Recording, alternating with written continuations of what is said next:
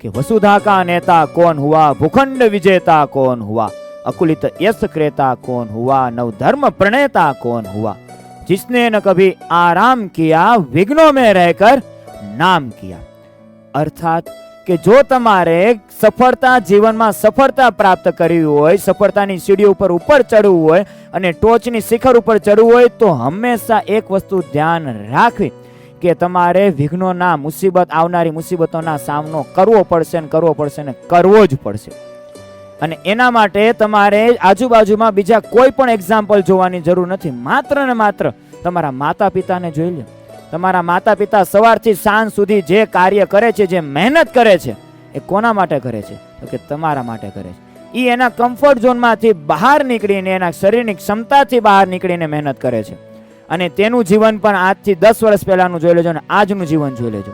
એના જીવનના શોખ પૂછી લેજો અને એમાંથી કેટલા શોખ પૂર્ણ થયા તે પૂછી લેજો, અને પછી તમને અહેસાસ થશે કે તમારા માટે જો આટલું કરી શકતા હોય તો તમે ખુદ તમારા માટે આવનારી મુસીબતોનો સામનો કરીને, થોડું વધારે વાંચન કરીને તમારા કમ્ફર્ટ ઝોનમાંથી બહાર નીકળીને શું મહેનત નહીં કરી શકો?